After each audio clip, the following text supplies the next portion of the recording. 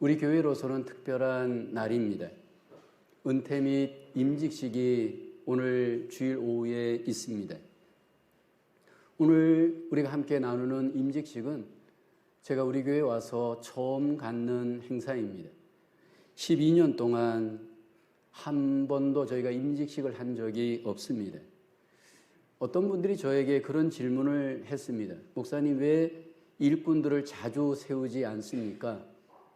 하나님께서 저에게 마음을 주지 않았기 때문입니다. 하나님의 교회의 임직은 영광을 받는 자리가 아닙니다.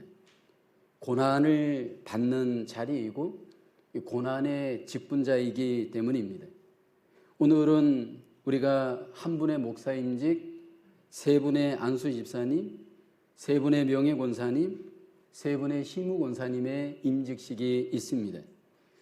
어떤 분들은 왜 교회에 직분자가 필요한가 질문하시는 분들이 있습니다.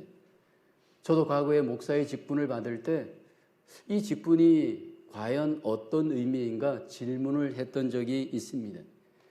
28년 전에 1994년에 제가 목사 직분을 받았습니다. 그때 저는 이 직분을 받기가 두려워서 좀 미루려고 하였습니다. 그때 제가 장로교회 강도사였는데 교회 장로님들, 권사님들, 집사님들이 목사님, 그때는 강도사였죠. 꼭 받으셔야 합니다. 그것을 하나님의 음성으로 알고 제가 그때 목사 직분을 받았습니다. 목사의 직분을 받고 나서 가장 경험하는 것이 무엇일까요? 교회를 섬기면서 가장 경험하는 것은 고난입니다. 교회가 고난이 있을 때 가장 앞장서서 고난을 받는 직분자 목사입니다. 교회가 힘든 일이 있을 때 가장 앞장서서 그 섬김을 감당해야 될 직분자들이 안수 집사이고 그리고 권사들이십니다. 하나님께서는 교회의 직분자들을 통해서 교회를 세워 가십니다. 그래서 고난 중에 있더라도 고난을 잘 감당하는 이런 직분자들이 있을 때 하나님의 교회가 건강하게 든든하게 세워져 갈 수 있습니다. 그래서 우리는 고난을 하나님의 변장된 축복이라 말하기도 합니다. 왜냐하면 이 고난을 통해서 우리에게 하나님의 은혜가 오고 하나님의 복을 경험할 수 있기 때문입니다. 오늘 본문에 소개되어지는 초대 예루살렘 교회, 오늘 우리 본문에 보면 초대교회가 고난을 당하고 있습니다. 예루살렘에서 교회가 세워졌고 이제 그 교회가 흩어져 있는 가운데 또 고난을 당하게 되어집니다. 특별히 그 고난의 중심에는 직분자였던 베드로가 있었고 야고보가 있었고 그리고 하나님의 일꾼들이 있었습니다. 오늘 이 고난의 중심에 있었던 야고보는 본래 굉장히 자기 야망이 컸던 하나님의 일꾼입니다. 마가복음 10장에 보면 예수님께서 예루살렘에 올라갈 때 주의 우편에 좌편에 앉게 해달라고 말하였던 장본인이 야고보입니다. 그런데 이 세베대의 아들 야고보가 결국은 고난을 받고 먼저 순교를 당하게 되어집니다. 예수님의 12 제자들이 전부 고난을 당하지만 가장 먼저 순교를 당하면서 고난을 당하는 야고보의 모습 본문에서 봅니다. 그리고 오늘 본문의 직분자 사도였던 베드로도 감옥에 갇히는 고난을 경험하게 되어집니다.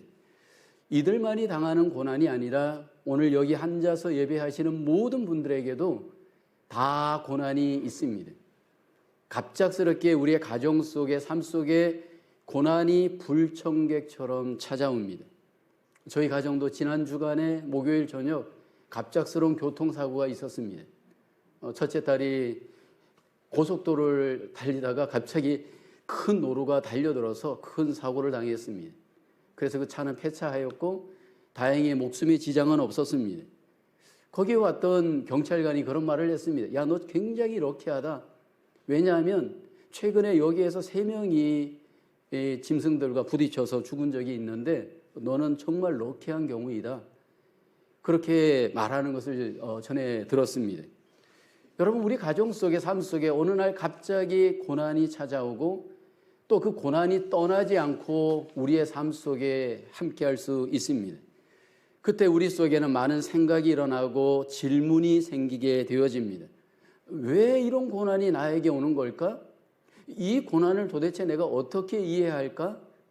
이 고난을 나는 과연 어떻게 극복해야 할까? 그렇게 우리는 생각하게 되어지죠. 오늘 본문에 보면 고난을 당하는 교회가 이 고난을 어떻게 이해하고 어떻게 대처하고 어떻게 극복했는지 우리에게 잘 보여주고 있죠. 첫째로 고난 오직 믿음으로 살게 하는 하나님의 레슨입니다. 오늘 본문 사도행전 12장 1절 2절을 볼까요? 그때 헤롯 왕이 손을 들어 교회 중에서 몇 사람을 해하려 하여 요한의 형제 야고보를 칼로 죽이니라고 합니다. 여기 주목할 단어는 그때라는 단어입니다. 여기 이 그때는 예루살렘 교회가 이제 안디옥 교회로 발전하고 그로 인해서 하나님의 말씀을 더 순종하고 선교에 힘쓰던 그때였습니다. 하나님의 말씀을 불순종한 것이 아니고 고난 중에서도 순종하고 있던 그때에 하나님께서 큰 고난을 여기 교회에 주었습니다. 그리고 그 고난의 중심에는 헤롯 왕이 있죠. 예수님 당시에도 헤롯 왕이 있었는데 그 왕이 아닌 그의 조카입니다.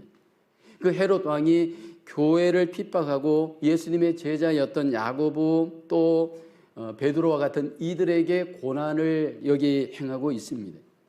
여러분, 예수님의 제자들이 전부 이제 고난을 받는데 최초의 순교자가 오늘 본문의 야고보입니다. 예수님의 제자였던 안드레는 X자형 십자가에 죽었고요. 오늘 본문의 야고보는 칼에 맞아 결국 순교했고요. 또 어떤 제자들은 성전에서 밀쳐 죽기도 하였고 또 베드로 같은 이는 십자가에 거꾸로 죽었다라고도 합니다. 왜 이런 고난을 그리스도인들이 당하게 되는 걸까요? 왜 의인들이 순교를 당하고 핍박을 받는 것일까요? 우리가 보통 생각하기에는 의인들은 고난이 없다. 하나님의 사람들은 고난이 피해간다. 그렇게 우리가 생각할 수 있잖아요. 그런데 오늘 본문에도 그렇고 성경에 보고 기독교 역사를 보면 항상 그 고난의 중심에 하나님의 백성들이 있습니다. 그때 그 고난을 당할 때 그 고난을 이겨내었던 사람들을 보면 믿음으로 그 고난을 잘 이겨내었습니다. 고난을 당할 때 부정적으로 해석하지 않고 이상한 일 당한 것처럼 여기지 않고 믿음으로 고난을 잘 받고 잘 이겨내었습니다. 오늘 본문에 보면 초대교회에 핍박을 가했던 사람, 특별히 헤롯이 소개되는데 이 헤롯이 왜 그리스도인들을 이렇게 핍박하였는지 그 이유가 소개되죠. 3절을 보면 유대인들이 이 일을 기뻐하는 것을 보고 베드로도 잡으려 할 때는 무교절 기간이다. 여기 보면 헤롯이 이렇게 교인들, 성도들, 하나님의 일꾼들을 핍박할 때 굉장히 인기를 더 누렸습니다. 우리가 생각하면 예수 믿는 사람들을 핍박하고 또 뭐 이렇게 저렇게 고난을 가하면 인기를 잃어야 되는데 오히려 인기를 얻었습니다. 그로 인해서 그의 어떤 지위가 더 높아지는 기회가 되었습니다. 그는 어떤 여론에 집중하여서 그리스도인들을 더 핍박하게 되어집니다. 세상에 많은 사람들이 이렇게 여론에 의해서 사람들의 기준에 의해서 그리스도인들에게 어려움을 가하는 그런 중심에 설 수가 있습니다. 오늘 우리 주변에도 헤롯이 있습니다. 여러분 주위에도 여러분들을 힘들게 하는 헤롯이 있고 또 보이지 않는 사단과 같은 대적자들도 여러분들을 힘들게 하는 어떤 원인이 될 수가 있습니다. 세상이 어둠에 속해 있기 때문에 빛의 자녀들에 대해서 여러분 싫어하고 미워하고 대적할 수 있습니다. 이러한 고난을 당하게 되어질 때 여러분 우리는 그 고난을 이상한 일 당하는 것처럼 여기지 말아야 됩니다. 불이익을 당하고 고난을 당할 때 내가 무슨 죄가 많아서 이런 어려움을 당하는 것은 아닌가? 내가 뭔가 문제가 있어서 이런 어려움을 당하는 것은 아닌가? 부정적으로 우리가 해석하지 말아야 됩니다. 이 고난을 통한 하나님의 선한 뜻이 분명히 있기 때문입니다. 왜 하나님께서 믿는 사람들에게 고난을 허용하실까요? 구약의 하박국 선지자는 하나님께 어찌하여 질문을 하게 되어집니다. 왜냐하면 구약의 하나님의 백성이었던 이스라엘이 바벨론의 포로가 되어서 심한 고난을 당하게 되어집니다. 하나님이 인도하여서 가나안 땅에 들어갔고 가나안 땅에서 왕국을 이루었는데 거기에서 포로가 되게 하여서 이방 나라에 가서 여러분 고난을 당합니다. 이해가 됩니까? 하나님이 인도하였던 하나님의 백성들이 이방 나라의 포로가 되어져 고난을 당하는 것이 하박국은 이해가 되지 않았습니다. 그래서 하나님 앞에 질문합니다. 하나님, 어찌하여 이런 일이 하나님의 백성들에게 일어납니까? 하박국서 1장 13절에 보면 주께서는 눈이 정결하심으로 악을 참아 보지 못하시며 패역을 참아 보지 못하시거늘 어찌하여 괴율한 자들을 방관하시며 악인이 자기보다 의로운 사람을 삼키되 잠잠하시나이까? 침묵하시는 하나님, 너무나도 답답하고 그 안에 질문이 있었습니다. 그때 하나님께서 하박국에게 이렇게 답변하십니다. 하박국서 2장 3절에 보면 이 묵시는 정한 때가 있나니 그 종말이 속히 이르겠고 결코 거짓되지 아니하리라. 비록 더딜지라도 기다리라. 지체되지 않고 정령 응하리라. 고난 속에 살아가고 있는 자기 백성들을 향한 하나님의 선한 계획이 분명히 있습니다. 그 때가 있으므로 기다리라 말씀을 합니다. 어떻게 기다려야 될까요? 여러분, 고난 속에 기다리는 일이 결코 쉽지가 않습니다. 얼마나 나는 급하고 얼마나 내 마음은 불안합니까? 근데 하나님께서 고난 속에 있는 자기 백성들에게 기다리라 말씀을 합니다. 어떻게 기다려야 되나요? 여러분들은 고난이 있을 때 잘 기다려지던가요? 여러분, 고난이 있을 때 우리에게 어떤 기다림이 필요하느냐 하면 믿음의 기다림이 필요합니다. 그래서 하박국서 2장 4절에 이렇게 성경은 말씀을 합니다. 그러나 의인은 그 믿음으로 말미암아 살리라. 고난이 올 때 내 믿음이 정녕 믿음으로 하나님 앞에 기다릴 때 하나님께서 놀라우신 은혜로 기쁨의 날을 경험하게 해 주실 줄로 믿습니다. 고난이 올 때 저와 여러분들이 믿음으로 기다릴 수 있기를 주의 이름으로 축원합니다. 본래 10월 마지막 주일은 종교개혁 주일입니다.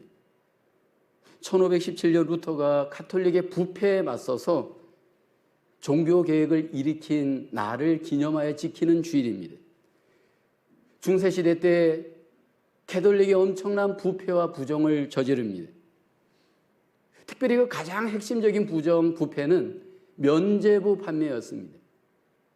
그 면죄부를 판매하면서 그것을 사는 자들은 모든 죄를 용서받고 이미 죽은 자들도 구원받을 수 있다, 그렇게 주장했습니다. 그래서 많은 면죄부를 만들어서 팔고 그 이익금으로 이탈리아에 가면 그 베드로 성당이 있는데 그런 베드로 성당을 지었습니다. 그때 루터가 의분하여서 이 종교개혁을 일으킬 때 비텐베르크 그 교회 정문에 95개조 반박문을 내걸게 됩니다. 그런데 이 사건을 인해서 루터는 파문을 당하게 되고 계속적인 죽음의 위협을 당하게 되어집니다. 그때 루터가 종교개혁을 일으킬 때 의지했던 그 믿음의 말씀이 로마서 1장 17절 오늘 본문의 말씀과 똑같습니다. 오직 의인은 믿음으로 말미암아 살리라. 정말 루터는 믿음이 흔들리지 않았을까요? 견고하게 믿음으로 그 고난을 잘 이겨내었을까요? 그렇지는 않습니다. 어느 날 루터가 집에 돌아왔는데 그 아내가 검은 상복을 입고 루터를 맞이했습니다. 루터가 깜짝 놀라서 물었습니다. 아니, 집에 누가 죽었어? 그러자 그 아내가 말을 합니다. 하나님이 돌아가셨습니다. 아니, 하나님이 어떻게 돌아가신단 말이요? 그러자 그 아내가 루터에게 이렇게 말을 합니다. 하나님이 죽지 않으셨다면 당신이 그렇게 낙심하고 불안해하는 이유가 도대체 무엇이요? 루터는 거기에서 깨달음을 얻고 믿음으로 다시 낙심해서 회복되어져 그 믿음으로 모든 종교개혁을 완성할 수 있었다라고 합니다. 고난 속에 살아갈 때 내 마음이 불안하시죠? 아니, 조급하죠? 빨리 뭔가 선택해야 되고 결정을 해야 되는데 어떻게 이 고난의 시간, 이 불안한 시간을 견뎌내야 합니까? 여러분, 우리가 고난을 통과하고 믿음을 지켰을 때 그 믿음이 한 단계 더 업그레이드가 되어집니다. 구약의 욥을 보면 우리에게 잘 소개하고 있죠. 욥기서 42장 5절에 이렇게 말씀을 합니다. 내가 주께 대하여 귀로 듣기만 하였사오나 이제는 눈으로 주를 배웠나이다. 이전까지, 고통 이전의 그의 믿음은 귀의 믿음이었습니다. 그러나 고난을 겪고 애프터의 그의 믿음은 눈으로 주를 보는 믿음이었습니다. 얼마나 많은 분들이 이론적인 하나님을 알고 있나요? 얼마나 하나님을 철학에 가두어 놓고 생각에 가두어 놓고 이론에 가두어 놓고 믿는 경우가 많이 있나요? 물론 욥은 여러분 그 이전에도 믿음이 좋았습니다. 그러나 고난을 겪고 난 뒤에 그의 믿음은 한 단계 더 업그레이드가 되었습니다. 이제는 눈으로 보는 것과 같은 하나님을 믿게 되었습니다. 눈으로 보는 것 같은 하나님을 믿는 것은 어떤 의미일까요? 내가 믿는 하나님은 정말 구체적인 하나님입니까? 내가 지금 믿는 하나님은 분명한 하나님입니까? 내가 믿는 하나님은 지금 여기에서 살아계신 하나님이십니까? 눈으로 분명히 보는 믿음. 욥은 고난을 통과하면서 그 믿음이 회복이 되었습니다. 지금 고난 중에 있다면 내 믿음이 한 단계 더 업그레이드 되어질 수 있는 레슨의 시간으로 하나님 앞에 우리를 드릴 수 있기를 주의 이름으로 축원합니다. 어떤 고난 속에서도 부정적으로 해석하지 말고 오직 의인은 믿음으로 말미암아 살리라. 믿음으로 주를 바라볼 수 있는 저와 여러분 되기를 주님의 이름으로 축원합니다. 두 번째로 고난 오직 기도하게 하는 하나님의 레슨입니다. 오늘 5절에 보면 교회는 그를 위하여 간절히 하나님께 기도하더라. 초대교회 리더였던 베드로가 감옥에 갇혔습니다. 그러자 초대교회 사람들이 여기 베드로를 위해서 기도하였습니다. 여러분, 우리가 세상에서 갑자기 고난이 오게 되어지면 어떻게 이 고난을 이겨나가야 될 건가? 해결 방법에 대해서 우리가 고민하죠. 보통 세상 사람들은 고난이 오면 어떻게 해결합니까? 먼저 여러분 사람들을 찾아가는 경우가 많잖아요. 어떤 권력자를 찾아가고 어떤 유력한 사람을 찾아가서 이 고난의 문제를 좀 해결해 주십시오 라고 하는 경우가 많죠. 그런데 오늘 본문의 교회는 고난이 왔을 때 간절하게 하나님께 기도하였습니다. 사도행전에 소개되어지는 교회들을 보면 고난과 함께 더 하나님 앞에 기도하는 것을 우리에게 보여주고 있죠. 베드로가 옥에 갇혔을 때 그 고난을 맞이한 베드로를 위해서 기도하는 이 일이 여러분 인간적으로 볼 때 그게 합당한 해결 방법일까요? 여러분 고난이 올 때 그들이 모여가지고 회의를 했다면 어땠을까요? 지금 베드로가 감옥에 갇혀 있는데 어떻게 하면 그 베드로를 우리가 구해낼 수 있을까? 한번 여러분 아이디어를 내보십시오. 김 집사님 어떻게 생각하십니까? 이 집사님 어떻게 생각하세요? 유력한 그 아무개가 있으니까 한번 거기를 찾아가서 우리 청탁을 해보면 어떨까요? 아니 우리 좀 돈을 갖다가 좀 주고 좀 이렇게 간수에게 부탁을 하면 어떨까요?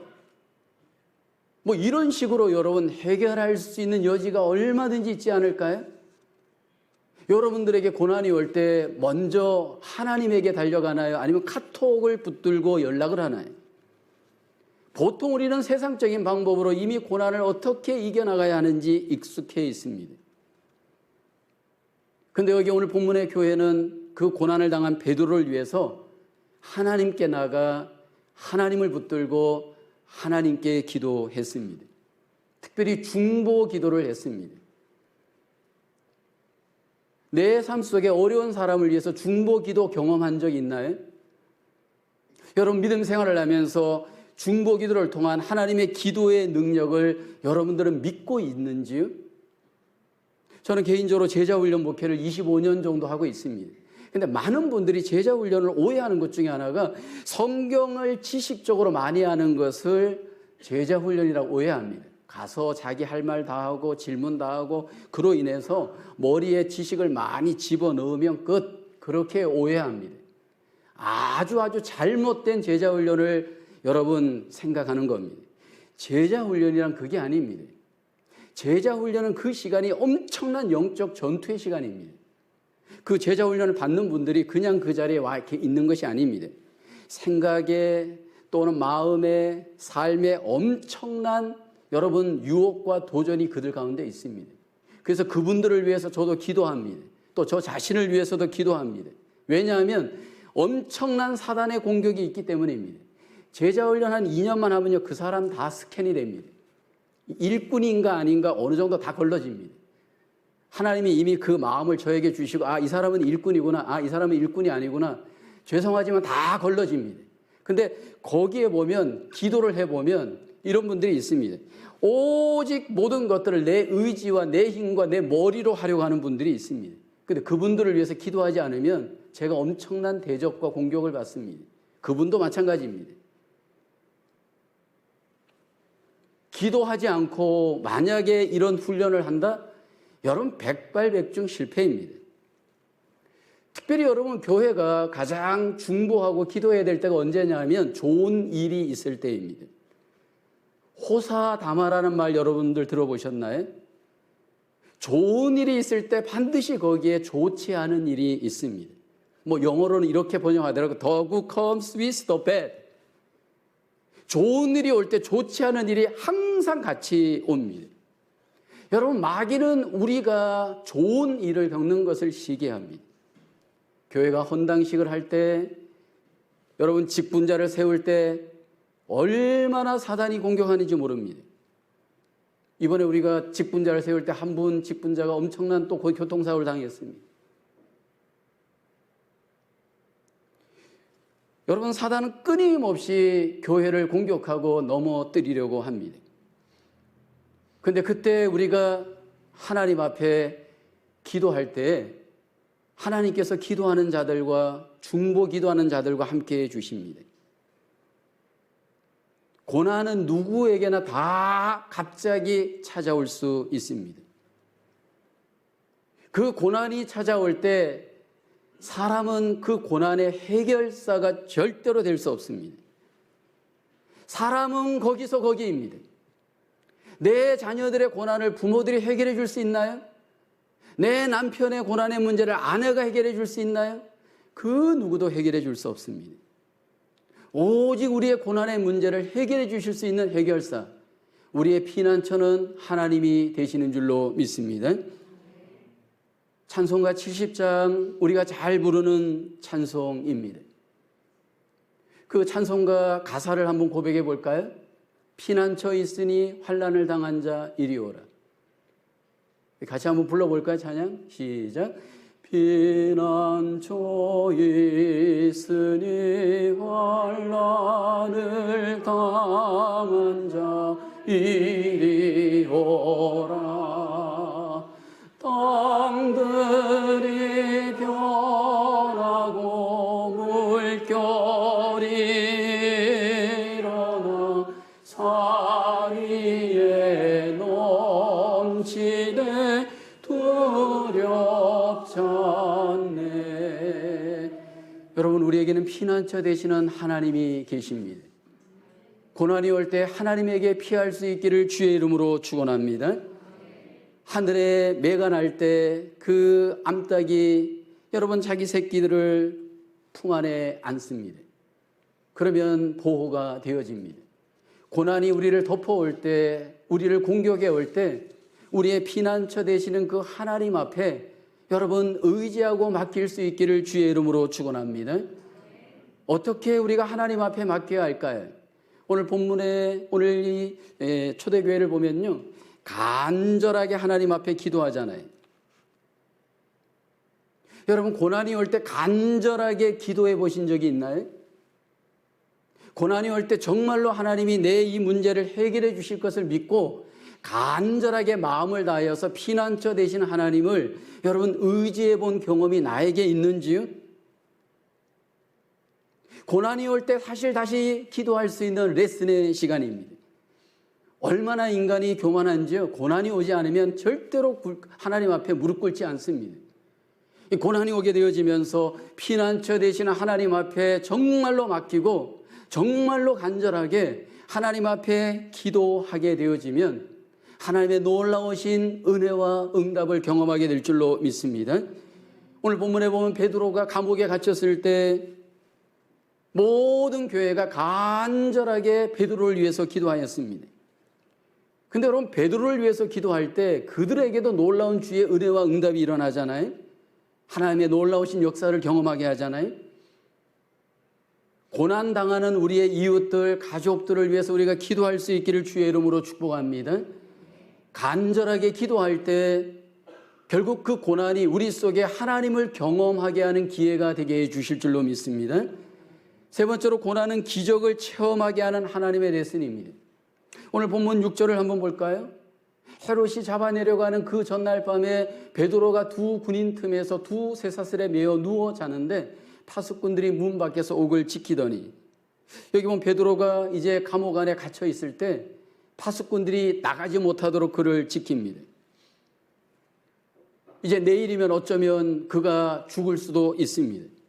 근데 하나님께서 이 베드로에게 감옥 안에 천사를 보내어서 놀라운 기적의 응답을 해 주십니다. 베드로도 전혀 상상하지 못하였던 하나님의 기적의 응답입니다. 여러분들은 혹시 기적을 믿는지요? 성경에 많은 기적들이 소개될 때 그냥 성경에서만 일어난 기적으로 혹시 나는 받아들이고 있지는 않는지요? 여러분, 성경에 보면 하나님 앞에 기도하고 하나님의 뜻대로 행할 때 많은 기적들이 일어나잖아요. 근데 그 기적이 일어나는 타이밍을 보면 하나님의 타이밍에 일어납니다. 이스라엘 백성들이 여리고성을 정복할 때 일입니다.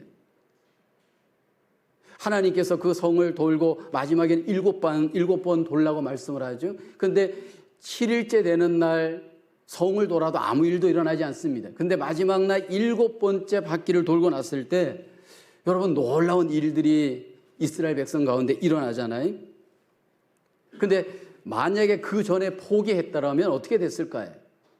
나만 장군이 문둥병을 고치기 위해서 여러분 강에 들어갔을 때 6번째까지는 아무 일도 일어나지 않았습니다. 근데 7번째 강에 들어갔다 나왔을 때 놀라운 일이 기적처럼 일어나죠. 엘리야가 갈멜산 정상에서 기도할 때 6번째까지는 하늘에 아무 일도 없었습니다. 근데 7번째 구름 조각 하나가 나타나죠. 그리고 난 뒤에 놀라운 하나님의 응답이 하늘에서 나타나죠.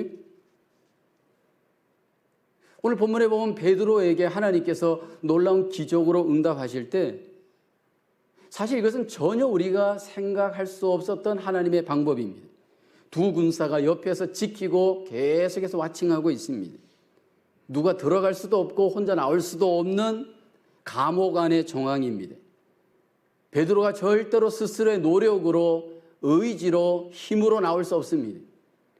여러분, 우리가 기억해야 될 것은요, 우리 인생 속에 이런 감옥과 같이 사방이 막힌 고난이 찾아올 수 있습니다. 이렇게도 방법이 없고 저렇게도 방법이 없습니다. 어떤 인간의 노력과 수고로도, 이성으로도, 힘으로도 답이 나올 수 없는 감옥 안에 갇혀있는 베드로와 같은 삶의 정황이 우리에게 찾아올 수 있다는 겁니다. IQ가 200 의미 없습니다. 돈이 많고 적고 의미가 없습니다. 이렇게 감옥 안에 갇힌 베드로와 같은 고난이 나에게 있을 때, 사방이 모두 막혀 있을 때 하나님께서 우리에게 원하시는 그 놀라운 기적이 분명히 있음을 성경은 말씀을 합니다. 구약의 이스라엘 백성들이 여기 본문의 베드로와 같이 감옥 안에 갇혀 있는 정황이 생겼습니다. 바벨론에 그들이 포로되어져 갇혀 있을 때 오늘 본문의 베드로와 같은 감옥의 정황입니다.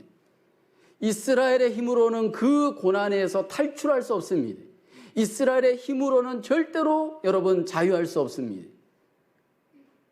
그런데 여러분, 그 이스라엘에게 하나님께서 놀라운 계획이 있음을 말씀하잖아요. 선지자 에레미야를 통해서 이렇게 하나님이 약속합니다. 에레미야 33장 2절 3절에 보면 이 일을 행하시는 여호와, 그것을 만들며 성취하시는 여호와, 그의 이름을 여호와라는 이가 이와 같이 이르시도다. 너는 내게 부르짖으라. 내가 내게 응답하겠고 내가 알지 못하는 크고 은밀한 일을 내게 보이리라. 여기 크고 은밀한 일이 과연 뭘까요? 에레미야도 정확하게 그 의미를 몰랐을 거예요. 이스라엘 백성들이 감옥 안에 갇혀 있는 그 상황에서 과연 우리에게 크고 비밀한 일들이 일어날까? 그들 속에 그 믿음을 갖는 거 쉽지 않았을 겁니다. 그런데 하나님께서 이스라엘 가운데 크고 비밀한 일, 해방과 자유의 응답을 해 주셨습니다. 놀라운 기적으로 하나님께서 그들을 인도해 주셨습니다.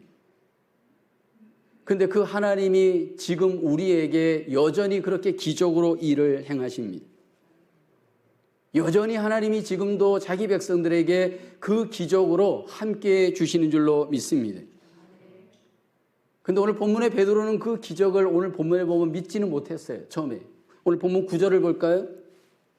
베드로가 나와서 따라갈새 천사가 하는 것이 생시인 줄 알지 못하고 환상을 보는가 하니라. 천사가 와서 도와줄 때 환상을 보는 것으로 착각했어요. 베드로가 나중에 솔직하게 고백합니다. 11절에 보세요. 이에 베드로가 정신이 들어 이르되 내가 이제야 참으로 주께서 그의 천사를 보내어 나를 헤롯의 성과 유다 백성의 모든 기대에서 벗어나게 하신 줄 알겠노라. 혹시 이성적으로 여러분 하나님을 믿고 있지는 않는지? 제일 위험한 신앙이 바로 이성을 앞세운 신앙입니다. 하나님을 이성 안에 가두어 놓고 내 마음대로 하나님을 조종하려고 하는 분들이 있습니다. 이런 분들의 특징이 뭐냐면 질문이 많아요. 마치 5살, 6살 아이들이 질문이 많은 것처럼 항상 호기심으로 질문만 해요. 근데 여러분 그 질문할 때가 있지만 어느 정도 넘어가면 답을 갖고 있어야 되잖아요. 사춘기 정도 시간 지나고 성인이 되면 답을 갖고 인생을 살아가야 되잖아요. 근데 성인이 되어서도 이런 분들이 있어요. 항상 이성적으로 하나님께 질문만 해요. 왜 이러지? 뭐야? 왜? 그러다 보니까 그 신앙이 어떻게 될까요? 갈팡질팡하게 되어집니다. 이성을 넘어서 하나님을 믿는 분들은요, 이성에 이해가 안 되어도 믿어요. 이것이 하나님이 우리에게 원하시는 믿음인 줄로 믿습니다. 어떻게 여러분 천사의 존재를 증명해냅니까? 어떻게 하나님의 존재를 증명해냅니까? 하나님께서 때로 천사를 통해서 고난을 당한 자기 백성들을 도우시는 줄로 믿습니다. 어떤 분들은 이 시대에 무슨 천사가 있어? 그렇게 천사를 부정하는 분들이 있습니다. 성경에는 분명히 천사가 있고 가브리엘, 미가엘 다양한 천사가 있고 하나님의 심부름을 하는 하나님의 일꾼인 것을 우리에게 말씀을 해요. 그리고 어려움을 당하는 자기 백성들을 천사를 통해서 하나님이 돕기도 하시는 줄로 믿습니다. 우리가 기도할 때 우리 안에 계신 성령님도 우리를 도우시지만 하나님께서 때로 기도하는 자기 백성들에게 천사를 통해서도 놀라우신 하나님의 기적을 보여주시고 우리에게 적용케 해주시는 줄로 믿습니다. 여러분 눈에 보이는 것만 전부라고 생각하시진 않나요? 눈에 보이지 않는 하나님의 세계를 인정하지 않고 내 생각으로 하나님을 제한하고 있지는 않는지? 사실 저도 그런 적이 있습니다. 30대, 40대 때. 하나님을 굉장히 생각 안에 가두어 놓고 믿었습니다. 그런데 체험을 통해서 정말 하나님이 여기에 계시는구나 기적을 경험하면서 깨어졌습니다. 특별히 제가 미국 와서 12년 살면서 경험한 하나님은 놀라운 기적을 행하시는 하나님이십니다. 저 개인적으로, 가정적으로, 교회적으로 정말 많은 기적을 하나님이 경험하게 하였습니다. 여러분 하나님은 지금 여기 살아서 우리의 삶을 분명히 책임져 주시고 인도하시고 도우시는 능력의 하나님이신 줄로 믿습니다. 그 살아계시고 능력으로 우리 속에 기적으로 개입하여서 고난을 당하는 자기 백성들을 하나님이 반드시 인도하시고 승리케 해주시는 줄로 믿습니다. 지금 나에게 어떤 고난이 있나요? 여러분 그 고난 중에 다시 한번 하나님을 믿고 의지하고 피할 수 있기를 주의 이름으로 축원합니다. 여러분 그 고난 중에 먼저 간절하게 하나님 앞에 맡기고 기도할 수 있기를 원합니다. 무엇보다도 그 고난 중에 기적으로 우리의 삶을 도우시는 신실하신 하나님을 여러분 믿고 소망할 수 있기를 주의 이름으로 축원합니다. 우리의 고난 중에 함께 하시는 하나님, 저와 여러분들이 그 모든 고난을 이기시고 다시 한번 하나님의 살아계심을 삶 속에서 고난과 함께 승리하기를 주님의 이름으로 축원합니다. 기도하겠습니다. 하나님, 그 크신 은혜와 사랑을 감사하며 고난 중에도 자기 백성들을 응답하시고 기적으로 역사하시는 그 하나님을 소망하고 찬양합니다. 어떤 고난이 우리의 가정 속에, 삶 속에 있더라도 불안해하지 않게 하시고 낙심하지 않게 하시고 조급하지 않게 하여 주시옵소서. 오직 하나님의 일하심을 믿고 간절하게 기도하며 하나님의 놀라우신 인도하심과 승리와 기적을 경험할 수 있는 주의 귀한 백성들 되어지도록 은혜 베풀어 주시옵소서. 예수님의 이름으로 기도하옵나이다. 아멘.